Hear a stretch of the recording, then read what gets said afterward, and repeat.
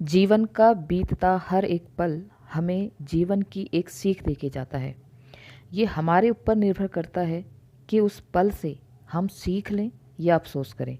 नमस्कार, आप सभी का स्वागत है Hindi education point YouTube channel में। इस चैनल के माध्यम से आपको उत्तराखंड प्रवक्ता स्क्रीनिंग परीक्षा 2025 हेतु उत्तराखंड के प्रैक्टिस सेट और साथ ही साथ सामान्य हिंदी के प्रैक्टिस सेट कराए जा रहे हैं। उत्तराखंड के 40 अंक और सामान्य हिंदी के 20 अंक के। तो उत्तराखंड के अभी तक 9 सेट आ चुके हैं, आप प्लेलिस्ट पे जाके चेक कर सकते हैं। अभी 2 वीडियो से ही मैंने इसमें BS Negi, proper BS Negi book से ही क्वेश्चंस यहाँ पे लिए हैं और क्वेश्चंस बहुत ही इम्पोर्टेंट हैं। ऐसे प्रश्न आपको कहीं और नहीं मिलेंगे और आप जब इन प्रश्नों को देखेंगे तब आपको स्वयं ही आभास हो जाएगा कि ऐसे ही प्रश्नों का निर्माण परीक्षा में होता है। तो ये क्योंकि ये सारे प्रश्न मैंने BS नेगी की बुक से लिए हैं, प्रमाणिक बुक है और वहाँ से कई बार प्रश्न बनते हैं। पिछले बार की जो प्री हुआ था उत्तराखंड लेक्चरर का, तो बहुत सारे प्रश्न BS नेगी की बुक से ही आए हुए थे। तो ये जो 40 प्रश्नों का संकलन है, ये उसी परीक्षा के पाठ्यक्रम को दृष्टिगत करते हुए मैंने बनाया है। तो आप सभी कृपया, आप प्रश्न आपको अच्छे लगते हैं, वीडियो आपके लिए हेल्पफुल होती है तो लाइक करें, शेयर करें, कमेंट अवश्य करें कि आपके इसमें कितने अंक आ रहे हैं, क्योंकि उसी से मुझे पता चलेगा कि मेरे द्वारा जो प्रश्न यहाँ पर चयनित किए गए हैं उनका स्तर क्या है। आप सभी लोग स्वयं से यहाँ पर उत्तर जांचें और उसके बाद कमेंट बॉक्स में अपने उत्तर ज़रूर लिखें। और अगर आप कहीं पे गैस कर रहे हैं, कहीं तुक्का लगा रहे हैं, तो आप ये भी देखें कि माइनस मार्किंग कितनी हो रही है। सभी ध्यान देंगे यहाँ पर। इसको पूरा आप हर परीक्षा को आप प्रैक्टिस सेट तभी आपके लिए हेल्पफुल रहेगा, तभी आपके लिए लाभदायक रहेगा जब आप इसको ये सोच के सॉल्व करेंगे कि आप परीक्षा हॉल में बैठे हैं, परीक्षा स्थल में बैठे हैं।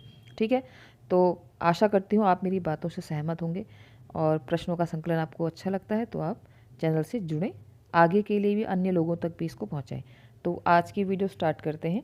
पहला प्रश्न है, राज्य की किस जनजाति को सर्वप्रथम आदिम जनजाति का दर्जा मिला? राज्य की किस जनजाति को सर्वप्रथम आदिम जनजाति का दर्जा मिला? राजी, भोटिया, जौनसारी या थारू? तो उसका सही उत्तर है ऑप्शन नंबर ए, राजी जनजाति को सर्वप्रथम आदिम जनजाति का दर्जा मिला। और राज्य की मात्र 2 जनजातियों को, कितनी? मात्र 2 जनजातियों को अभी तक आदिम जनजाति का दर्जा मिला है। पहली हो गई राजी और दूसरी है बोक्सा। आप इसको भी नोट करेंगे। दूसरी क्या है? दूसरी बोक्सा है और बोक्सा को जो है 1981 में आदिम जनजाति का दर्जा मिला। ठीक है, समझ में आ गया आपको कि राज्य की किस जनजाति को सबसे पहले किसको मिला? राजी को मिला, उसके बाद बोक्सा को मिला और बोक्सा को 1981 में मिला। और अभी तक केवल 2 ही जनजातियों को आदिम जनजाति का दर्जा मिला है। ठीक है, बढ़ते हैं अगले प्रश्न की तरफ। अगला प्रश्न है, सौका, जोहारी, चौंदासी व दरमिया किस जनजाति की उपजातियां हैं? है ना, क्योंकि जनजाति आप सभी जानते हैं 5 हैं उत्तराखंड की जनजाति, तो उनमें भी उनकी उपजातियां हैं कि सौका, जोहारी, चौंदासी और दरमिया। तो ये किस जाति, यानी कि ये जो जातियां हैं ये किस जनजाति की उपजातियां हैं? राजी, जौनसारी, भोटिया या थारू? तो उसका सही उत्तर है ऑप्शन नंबर सी, भोटिया। ये जो सारी जातियां हैं ये भोटिया जनजाति की उपजातियां हैं और ये सारी जो उपजातियां हैं भोटिया की, ये रहती हैं पिथौरागढ़ में। कई बार ऐसे भी प्रश्न आ सकता है कि सौका, जोहारी, चौंदासी और दरमिया जाति किस क्षेत्र में रहते हैं? पिथौरागढ़ में रहते हैं और भोटिया जनजाति की ये उपजातियां हैं। ठीक है, अगला प्रश्न है, कुमाऊं परिषद के दूसरे अधिवेशन की अध्यक्षता किसने की? ये जो कुमाऊं परिषद है, ये इससे रिलेटेड मैंने पहले भी एक प्रश्न डाला था। आज मैं ये डाल रही हूँ क्योंकि मैं आज इसके सारे आपके अधिवेशन यहाँ पे क्लियर करना चाहती हूँ। ठीक है, तो कुमाऊं परिषद के दूसरे अधिवेशन की अध्यक्षता किसने की? जयदत्त जोशी, तारादत्त गैरोला, बद्रीदत्त जोशी या हरगोविंद पंत? तो उसका सही उत्तर है option number B, Taradatt Gairola. ये प्रश्न पूछा जा चुका है, आप प्री का पेपर देखेंगे तो तारादत्त गैरोला। तो अगर हम बात करें तारादत्त गैरोला, ये जो दूसरे अधिवेशन की बात करें, ये है 24 से 25 दिसंबर 1918 में। 24 से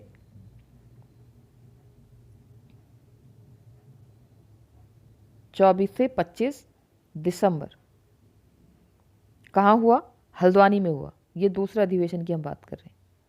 ठीक है, अगर हम बात करें स्टार्टिंग से, ठीक है, मैंने आपसे कहा कुमाऊं परिषद के हर अधिवेशन की यहाँ पर हम बात करेंगे। तो 4 अधिवेशन हुए।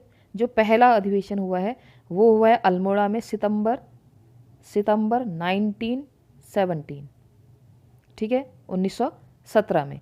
और अगर हम बात करें तो ये बना कब था? 1916 में। कौन बना था? कुमाऊं परिषद 1916 में बना। 1917 में 17 है, ठीक है, जयदत्त जोशी की अध्यक्षता में अल्मोड़ा में पहला अधिवेशन कहाँ हुआ? जयदत्त जोशी उसके अध्यक्ष थे। और कहाँ हुआ? अल्मोड़ा में हुआ, सितंबर 1917। अब दूसरे की हम बात करें कुमाऊं परिषद, दूसरा अधिवेशन कहाँ हुआ? तारादत्त गैरोला की अध्यक्षता में हुआ। इसको हम पढ़ चुके हैं अभी, और डेट मैं बताई थी 24 से 25 दिसंबर 1918 में। ये हुआ 1918 में। उसके बाद जो तीसरा हुआ 22 से 24 अक्टूबर 1919 कोटद्वार में, और उसकी अध्यक्षता की थी बद्रीदत्त जोशी ने। कहाँ हुआ था? कोटद्वार। ये हम तीसरे की बात कर रहे हैं। कब हुआ था?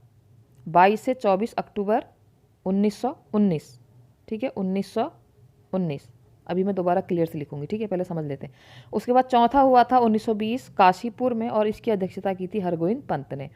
तो अगर हम अच्छे से देखें, देखो कुमाऊं परिषद की स्थापना कब हुई? 1916, ठीक है, समय लगेगा लेकिन क्लियर होगा, इस बात का ध्यान रखेंगे। तो कुमाऊं परिषद की स्थापना कब हुई? 1916। उसके बाद 1917 में पहला अधिवेशन हुआ। 1917 में पहला अधिवेशन हुआ अल्मोड़ा में, अध्यक्षता की जयदत्त जोशी ने। दूसरा अधिवेशन हुआ हल्द्वानी में। कब हुआ? 1918, 24 से 25 दिसंबर 1918, ठीक है। और कहाँ हुआ? हल्द्वानी में। अध्यक्षता किसने की? तारादत्त गैरोला ने। तीसरा हुआ कोटद्वार में, और कब हुआ? 1919 में। और अध्यक्षता किसने की? तीसरे की बद्रीदत्त जोशी ने। कहाँ हुआ था तीसरा? कोटद्वार में हुआ था 1919, 22 से 24 अक्टूबर 1919, और अध्यक्षता किसने की? बद्रीदत्त जोशी। चौथा हुआ कहाँ? चौथा हुआ है हमारा काशीपुर में, और चौथा कब हुआ है? 1920 में। 1920 में हुआ, और अध्यक्षता किसने की? हरगोविंद पंत ने। और कहाँ हुआ चौथा? काशीपुर में हुआ, ठीक है। तो 1916 में बना, 17, 18, 19, 20 4 इसके अधिवेशन हुए। उसके बाद 1926 में इसका कांग्रेस में विलय हो गया। अगर हम बात करें, प्रश्न ऐसे भी आ सकता है, ठीक है, आप ये समझ गए होंगे। तो अगर प्रश्न ये आए कि कुमाऊं परिषद की कल्पना पहली बार इसकी कल्पना कहाँ की गई, तो 1908 में अल्मोड़ा अखबार में इसकी प्रथम कल्पना हुई थी। पहली बार इसके बारे में सोचा गया था, कल्पना की गई थी। कहाँ की गई थी? अल्मोड़ा अखबार में 1908 में। इसको भी आप नोट कर सकते हैं। 1908 में कल्पना हुई, 1916 में बना, 1926 में कांग्रेस में विलय हो गया। प्रथम अधिवेशन के अध्यक्ष, दूसरे के, तीसरे के, चौथे के। पहला हुआ अल्मोड़ा में, दूसरा हुआ हल्द्वानी में, तीसरा हुआ कोटद्वार में, और चौथा हुआ काशीपुर में। ये अध्यक्ष हैं, ठीक है। और ईयर भी बहुत सही है, 1917, 1918, 1919 और 1920, ठीक है। आई होप आप समझ गए होंगे। कुमाऊं परिषद से अब कोई भी प्रश्न आएगा आप अच्छे से समझ गए हैं। अगला प्रश्न है, गढ़वाल हितकारिणी सभा की स्थापना कब की गई? गढ़वाल हितकारिणी सभा की स्थापना कब की गई? Question number 4। ऑप्शन है अगस्त 1916, नवंबर 1919, नवंबर 1901, अगस्त 1901। तो क्वेश्चन नंबर 4 का सही आंसर ऑप्शन नंबर डी, अगस्त 1901। अगर हम बात करें 1901 में इसकी स्थापना हुई गढ़वाल हितकारिणी सभा की, और बाद में इसका जो नाम पड़ गया वो क्या पड़ गया? गढ़वाल यूनियन। क्या पड़ गया? हितकारिणी की जगह इसका नाम क्या आ गया? गढ़वाल यूनियन। और इसका श्रेय जो जाता है गढ़वाल यूनियन बनाने का या गढ़वाल हितकारिणी का, इसका श्रेय जाता है तारादत्त गैरोला। तारादत्त गैरोला, ठीक है, समझ गए आप। गढ़वाल हितकारिणी सभा की स्थापना कब हुई? अगस्त 1901, और बाद में इसका नाम क्या रख दिया? गढ़वाल यूनियन। और इसका श्रेय किसको जाता है? तारादत्त गैरोला। यहाँ पर राइटिंग आपको समझ में ना आ रही हो लेकिन आवाज़ स्पष्ट है, आप नोट कर सकते हैं, या बार बार मैंने आपसे कहा ना वीडियो को बार बार सुनिए तो आपको वैसे ही क्वेश्चन लर्न हो जाएंगे। अगला प्रश्न है, कुमाऊं में आधुनिक शिक्षा की नींव किसने रखी? इंपॉर्टेंट क्वेश्चन है, कुमाऊं में आधुनिक शिक्षा की नींव किसने रखी? बुद्धि वल्लभ पंत, मेजर पियर्सन, गोविंद वल्लभ पंत या हरगोविंद पंत? तो क्वेश्चन नंबर 5 का सही उत्तर है ऑप्शन नंबर ए, बुद्धि वल्लभ पंत ने कुमाऊं में आधुनिक शिक्षा की नींव रखी। अगला प्रश्न है, कुमाऊं का बेताज बादशाह, कुमाऊं का बेताज बादशाह किसे कहा जाता है? Edward Gardner, sir Henry Ramsay, John Hallett Batten या उपरोक्त में से कोई नहीं? तो क्वेश्चन नंबर 6 का सही आंसर है option number B, sir Henry Ramsay को क्या कहा जाता है? कुमाऊं का बेताज बादशाह। अगर हम कहें तो ये कौन से नंबर के कमिश्नर थे? ये छठे नंबर के कमिश्नर थे, ठीक है, छठे नंबर के कमिश्नर थे और इनका कार्यकाल है 1856 से 1884 तक, ठीक है, सुनाई दे रहा होगा, 1856 से 1884 तक सर हेनरी रैमजे ये कमिश्नर थे, छठे कमिश्नर थे और इनको रामजी साहब भी कहा जाता है। यहाँ पहाड़ों में इनको क्या कहा जाता था? रामजी साहब। रैमजे इनका नाम था, रामजी साहब कहते थे। और ये आपदा प्रबंधन का प्रथम प्रयास, अगर प्रश्न आता है कि किसने आपदा प्रबंधन का प्रथम प्रयास जो किया, वो सर हेनरी रैमजे ने ही किया था। और ये पहाड़ी भी बोलते थे, वहाँ पर जो पहाड़ के लोग होते उनके यहाँ बैठ के खाना भी खाते थे।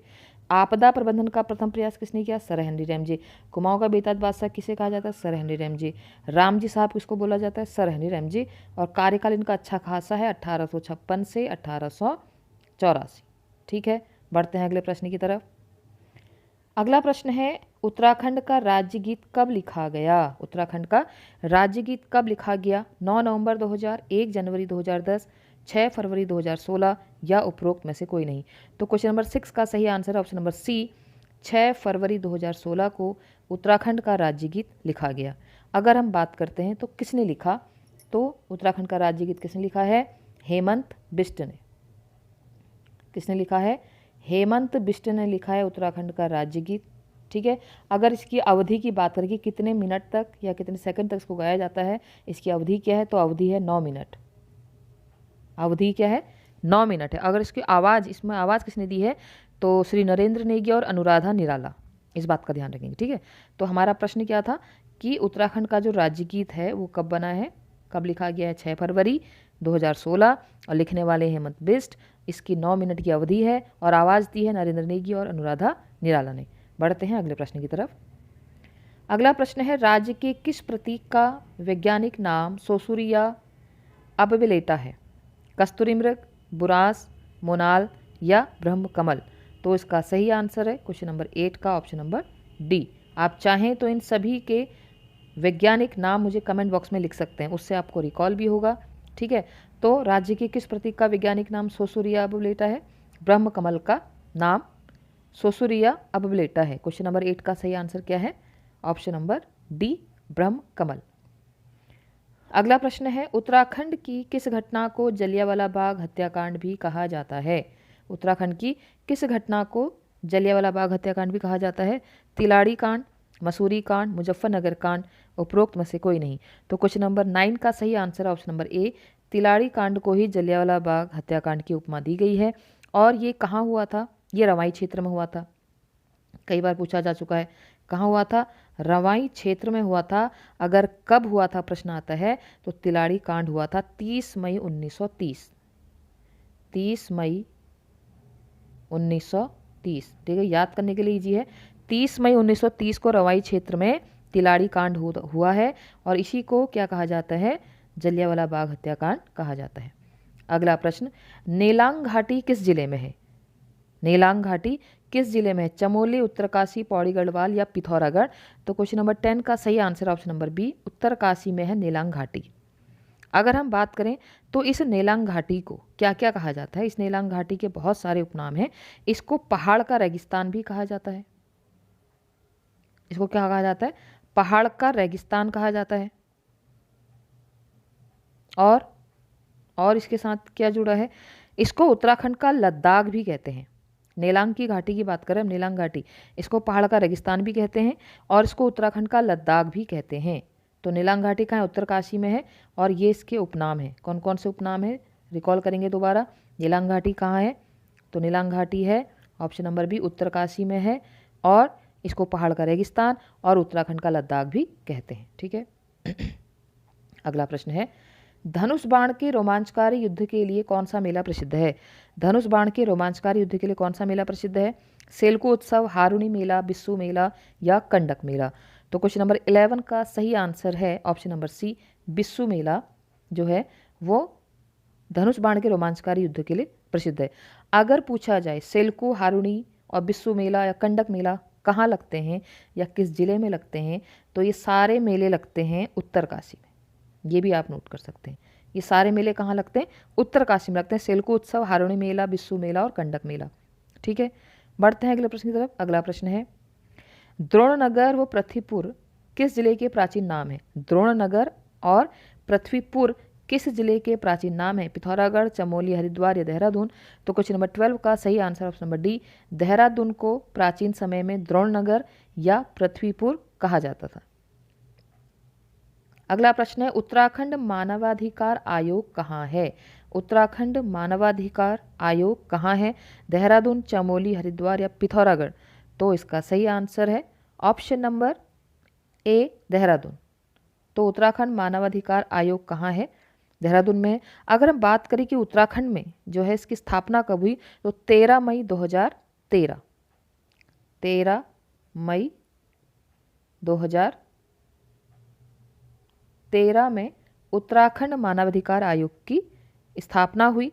और पूछे तो प्रथम चेयरपर्सन इसके कौन थे, जस्टिस वीरेंद्र दीक्षित। कौन थे, जस्टिस वीरेंद्र दीक्षित इसके प्रथम चेयरपर्सन थे। किसकी बात हो रही है, उत्तराखंड मानवाधिकार आयोग कहाँ है, देहरादून में है। और इसकी स्थापना हुई 13 मई 2013 और प्रथम चेयरपर्सन कौन थे, जस्टिस वीरेंद्र दीक्षित। ठीक है, आगे बढ़ते हैं। अगला प्रश्न है, दूनागिरी ग्लेशियर, हीराबमक ग्लेशियर, टिपराबमक ग्लेशियर किस जिले में। देखिए मैंने एक एक जिला नहीं लिया है, मैंने प्रयास किया है कि आप 40 प्रश्नों के साथ कम से कम 100 प्रश्नों की तैयारी यहाँ पे करेंगे। इसीलिए मैं जहाँ पर एडिशनल चीज़ें बताने लायक हैं मैं बता रही हूँ। इसलिए वीडियो आने में भी समय लगता है, क्योंकि मैं क्वांटिटी नहीं क्वालिटी देना चाहती हूँ। कि मैं एक दिन में 4 वीडियो डालूँ लेकिन आपको क्वालिटी ना मिले तो क्या फ़ायदा, है ना।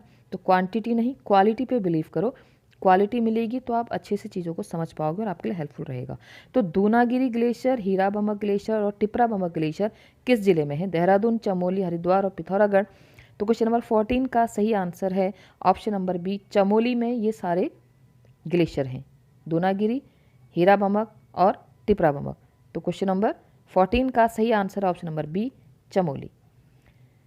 अगला प्रश्न है, उत्तराखंड में आज़ाद उपनाम से कौन जाने जाते थे। आज़ाद उपनाम से श्रीधर किमोठी, दरबार सिंह नेगी, भवानी दत्त जोशी, चंडी प्रसाद भट्ट। तो क्वेश्चन नंबर 15 का सही answer option number A, Shridhar Kimothi को आज़ाद उपनाम से जाना जाता है। किस नाम से, आज़ाद उपनाम से इनको जाना जाता है, श्रीधर किमोठी। अगला प्रश्न, दूधगंगा, बालगंगा, धर्मगंगा किसकी सहायक नदियां हैं। एक एक करके नहीं, मैंने तीनों नदियां एक साथ ले ली हैं। तो दूधगंगा, बालगंगा, धर्मगंगा किसकी सहायक नदियां हैं, अलकनंदा की, भागीरथी की, भिलंगना की या मंदाकिनी की। तो इसका सही आंसर है ऑप्शन नंबर सी, भिलंगना की। ये सब सहायक नदियां हैं। कौन कौन सी, दूधगंगा, बालगंगा और धर्मगंगा। अगर हम बात करें तो ये सारी कहाँ से निकलती हैं, ये खतलिंग ग्लेशियर से निकलती हैं। और कहाँ, टिहरी की बात हो रही है, ठीक है, ये टिहरी में है। और कहाँ से निकलती हैं, खतलिंग ग्लेशियर से निकलती हैं। ये जो है भिलंगना, खतलिंग ग्लेशियर से। और कहाँ है, टिहरी में है। और ये सब इसकी सहायक नदियाँ हैं, दूधगंगा, बालगंगा और धर्मगंगा। अगला प्रश्न है, 1956 के गणतंत्र दिवस की परेड में किसने सुंदर केदार नृत्य प्रस्तुत किया। इंपॉर्टेंट प्रश्न है, क्योंकि देखो प्रश्न इस प्रकार भी आ सकता है, यहाँ पर व्यक्ति का नेम दे दे और कह दे कि उसने कब और कहाँ केदार नृत्य प्रस्तुत किया। तो उत्तर है हमारे पास 1956 के गणतंत्र दिवस में केदार नृत्य प्रस्तुत किया लीलाधर जगुड़ी, वीरेंद्र अग्रवाल, श्रीदेव सुमन या इंद्रमणि बड़ौनी।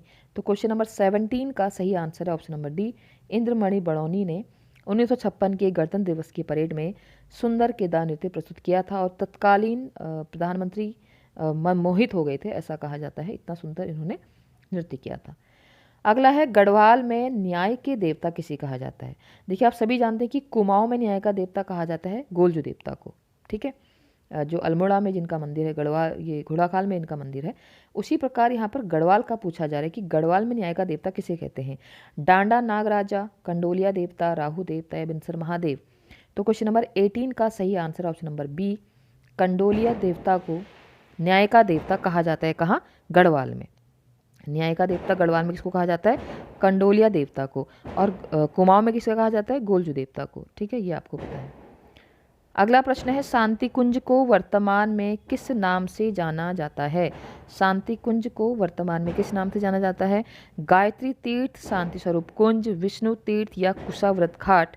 तो क्वेश्चन नंबर 19 का सही आंसर है ऑप्शन नंबर ए, गायत्री तीर्थ। तो शांति कुंज को किस नाम से जाना जाता है? गायत्री तीर्थ। अगर हम बात करें कि शांति कुंज की स्थापना कब हुई थी, 1971-72 में इसकी स्थापना हुई।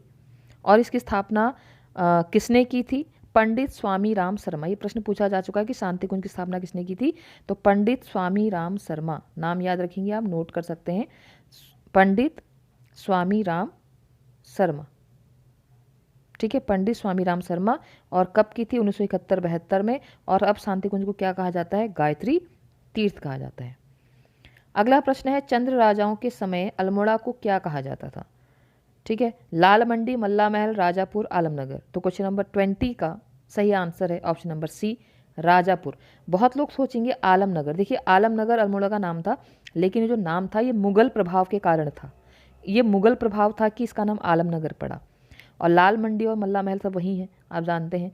लेकिन अल्मोड़ा को चंद्र राजाओं के समय में राजापुर कहा जाता था। ये इंपॉर्टेंट क्वेश्चन है, इसको आप ध्यान रखेंगे। ठीक है, बढ़ते हैं आगे। अगला प्रश्न है बद्रीनाथ समाचार पत्र कहाँ से प्रकाशित होता है?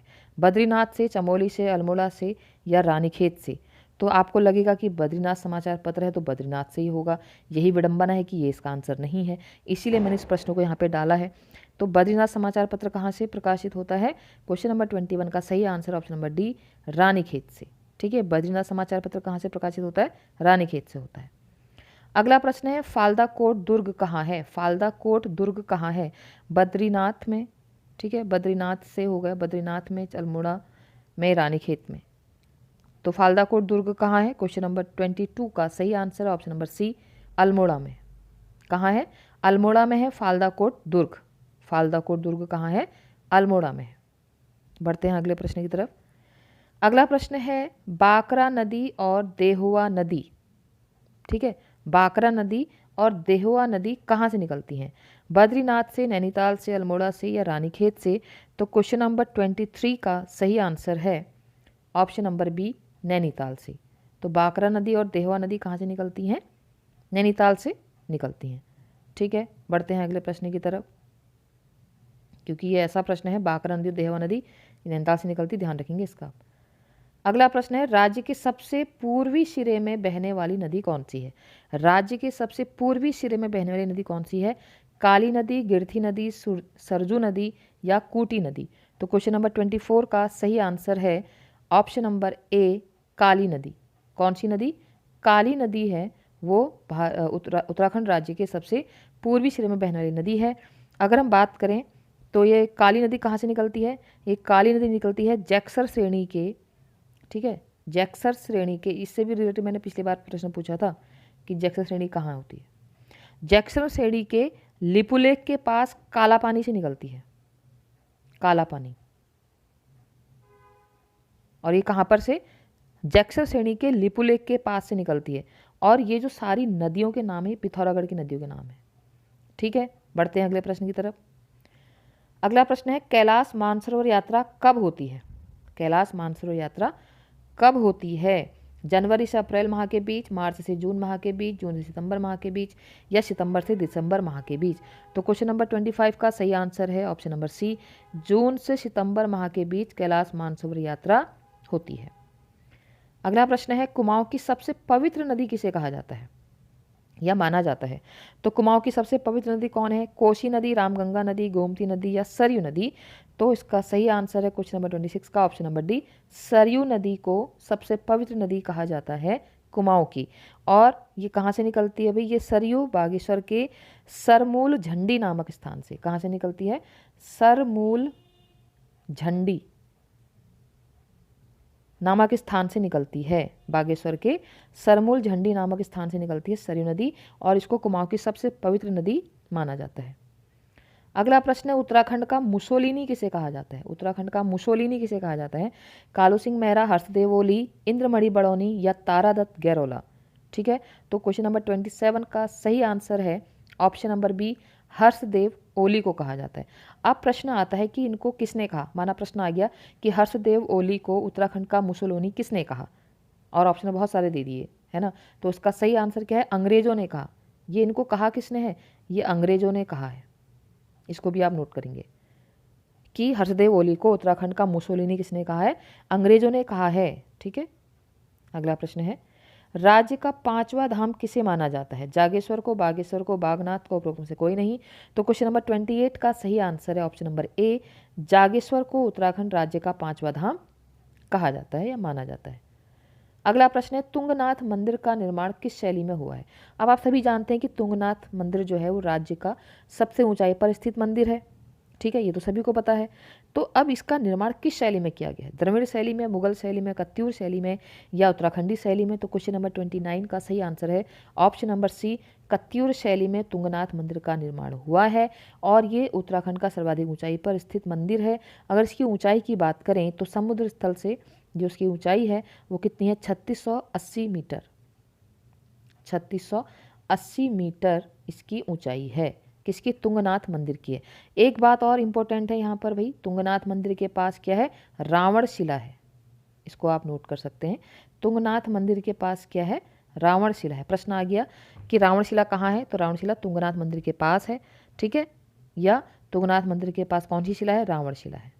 प्रश्न किसी प्रकार से है और कत्यूरी शैली में इसका निर्माण हुआ है, उत्तराखंड का सबसे हाइट पर रहने वाला मंदिर। अगला प्रश्न है, राज्य में पाए जाने वाले हिमनद, गंगोत्री और मिलम आदि किस क्षेत्र में पाए जाते हैं, शिवालिक क्षेत्र में, वृहद हिमालय क्षेत्र में, ट्रांस हिमालय क्षेत्र में या दून क्षेत्र में।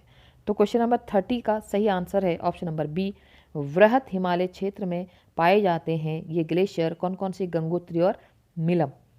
ठीक है, बढ़ते हैं अगले प्रश्न की तरफ। पूरा मैंने प्रयास किया है कि हर हिस्से से आपके पास प्रश्न आए। अगला प्रश्न है, आपदा प्रबंधन मंत्रालय का गठन किस देश के मॉडल पर किया गया। ये बहुत ही इंपॉर्टेंट प्रश्न है, बहुत कई बार पूछा जा चुका है। तो आपदा प्रबंधन मंत्रालय का गठन किस देश के मॉडल पर किया गया, जापान, अमेरिका, चीन, ऑस्ट्रेलिया। सबको लगेगा भाई जापान बहुत जल्दी सर्वाइव कर जाता है तो शायद वहाँ से लिया है, लेकिन इसका सही आंसर क्या है, ऑप्शन नंबर डी, ऑस्ट्रेलिया के मॉडल पर आपदा प्रबंधन मंत्रालय का जो है मॉडल वहाँ से लिया है। ठीक है, अगला प्रश्न, क्वेश्चन नंबर 32, वानिकी प्रशिक्षण अकादमी कहाँ है, वानिकी प्रशिक्षण अकादमी कहाँ है, हल्द्वानी, देहरादून, रुद्रपुर या हरिद्वार। तो क्वेश्चन नंबर 32 का सही आंसर ऑप्शन नंबर ए, हल्द्वानी में है वानिकी प्रशिक्षण अकादमी। अगला प्रश्न, सयना गीत किस अवसर पर गाया जाता है, फसल कटाई के अवसर पर, होली के अवसर पर, दीपावली के अवसर पर या बसंत पंचमी के अवसर पर। तो उसका सही आंसर ऑप्शन नंबर सी, सयना गीत दीपावली के अवसर पर गाया जाता है और जौनसार में गाया जाता है। और कौन गाते हैं भाई, मायके में जो सभी सहेलियाँ आती हैं आपस में मिलके इस गीत को गाती हैं। जो मायके में सहेलियाँ आती हैं, है ना, जो महिलाएं आती हैं आपस में, सहेलियाँ सब साथ अपने मायके आती हैं, तो दीपावली के अवसर पर कौन सा गीत गाती हैं, सयना गीत गाती हैं। अगला प्रश्न, तुग्यल क्या है, युद्ध शैली है, जनजाति की भाषा है, शस्त्र है या आभूषण है। तो क्वेश्चन नंबर 34 का सही आंसर है ऑप्शन नंबर डी, ये एक आभूषण है जो कहाँ पहना जाता है, कान में पहना जाता है।